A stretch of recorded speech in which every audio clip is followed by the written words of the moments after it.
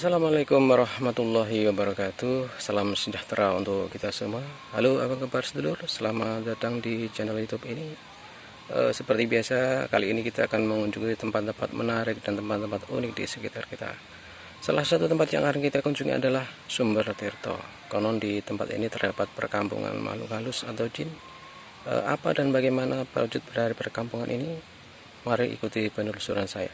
Tapi sebelumnya perlu saya ingatkan untuk subscribe, like, dan komen channel ini agar channel ini bisa berkembang.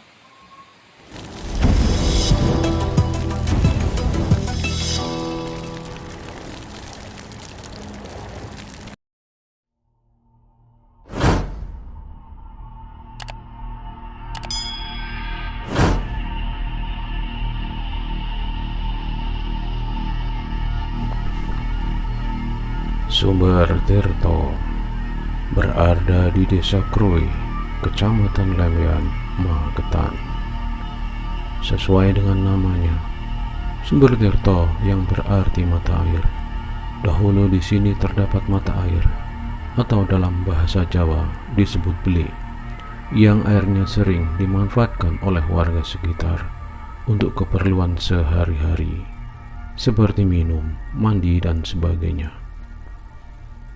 Namun, lambat laun mata air itu pun mati dan sudah tidak mengeluarkan airnya lagi, dan hanya meninggalkan sebuah hutan kecil dengan pohon-pohon yang dibuni akar menjulur ke bawah.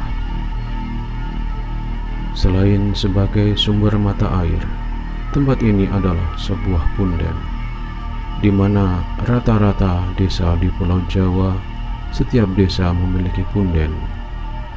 Punden bisa diartikan sebagai tempat keramat atau sesuatu yang dihormati.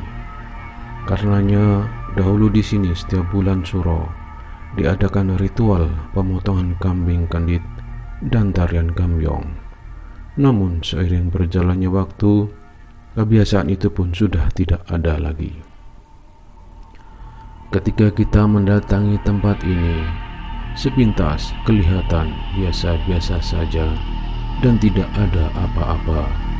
Namun, bagi Anda yang memiliki kemampuan spiritual olah batin, tentu akan bisa merasakan adanya pusaran energi di tempat ini. Karena di sini terdapat perkampungan makhluk halus, di mana keberadaannya memang tidak terlihat. Namun, bila kita masuk ke dalam hutan kecil ini, berada di antara pohon-pohon besar yang akarnya menjulur dari atas ke bawah, maka hawa dingin dan suasana sepi akan membuat bulu kuduk merinding. Ada beberapa versi cerita dari warga sekitar yang sudah pernah membuktikan keberadaan perkampungan makhluk halus di tempat ini.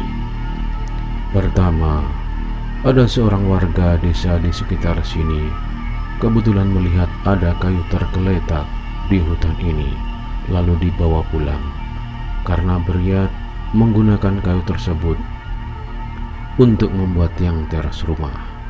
Namun malam harinya, ketika tidur antara sadar dan tidak, beliau didatangi orang tinggi besar berpakaian hitam dengan wajah marah, meminta supaya mengembalikan kayu bakar tersebut. Akhirnya malam berikutnya, dengan ketakutan, si warga mengembalikan kayu tersebut ke tempat asalnya. Namun alangkah terkejutnya, ketika beliau datang ke sini, ternyata tempat ini dipenuhi banyak orang yang seolah-olah menunggu kedatangannya untuk mengembalikan kayu tersebut. Dan ketika kayu itu diletakkan ke tempat di mana kayu itu berada semula, maka orang-orang tersebut pun hilang tidak berbekas. Cerita yang kedua, ada seseorang yang memiliki kemampuan spiritual batin mencoba masuk ke tempat ini, dan beliau bisa melihat bahwa di sini ada perkampungan makhluk halus, di mana terdapat rumah dan sebagainya, seperti alam manusia, dan juga ada pemimpinnya.